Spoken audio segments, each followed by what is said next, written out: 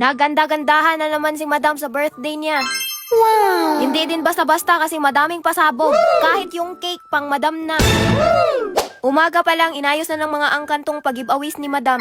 Bali, ref, magnet at keychain to. Tapos yung mga decoration, ready na. Eto nga, sweet corner, naka-display na. Ready na din itong 3 layers cake ni Madam. Partida, may shells at kabibing design pa yan. Pinagawa ko pala to sa Simply Cakes Dipolog. Sa lights and sounds naman, wala pang 3 PM, naka-set up na. Kumpletong-kumpleto yan, basta sa Kylie's Light and Sounds kayo nagpabook. Kung nakita niyo yung Centra board sa gilid, sa Estika Boss ko yan pinagawa. Hindi naman pwedeng hindi maganda si Madam sa birthday niya. Basta mapa-hair and makeup, magaling ang mahika dipolog niyan. Wow! Eto nga yung first look ni Madam. Kabog, ang ganda! Sakto din at dumating yung photographer natin. Hindi nyo kakayanin, kumuha si Madam ng videographer at photographer. Gusto kasi ni Madam na memorable yung birthday niya dito. Bumilib talaga ako sa Sadya Events.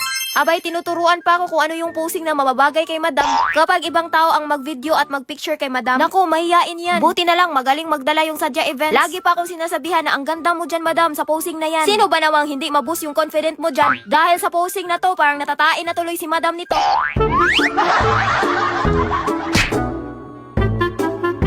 Walang katapusan sa pagganda-gandahan si Madam nito. Ang humataw na naman yung videographer. Nung una, yung panty lang ni Madam nabasa. Kalaunan, tinodo na nila, pinalublob na talaga nila si Madam. Ewan ko na lang kung hindi pa maganda ang kinalabasan nito. Dahil nabasa ako, naligo ako ulit. Habang itong mga angkan ko, sila naman yung pumalit sa akin. Si nanay at si tatay, hindi nakaiwas dito. Na para bang mga artista tong mga to. Pagkatapos maligo ni Madam, nagready na si Madam sa second look niya. Ang bilis lang minagic ng mahika dipolog.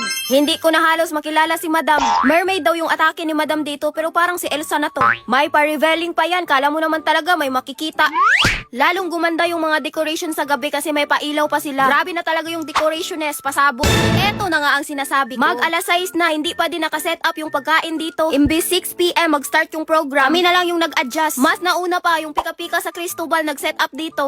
Bale, may mga kasama din yung drinks. Sabi ko na lang sa MC, ipakain na lang muna yung pika-pika sa mga bisita. Habang hindi pa nakaset up yung mga pagkain sa catering. Habang yung iba nag-enjoy pa naman dito sa 360 video booth. At pinipilahan din itong mirror photo booth. Galing yan sa Pixel House Self-Shoot Studio.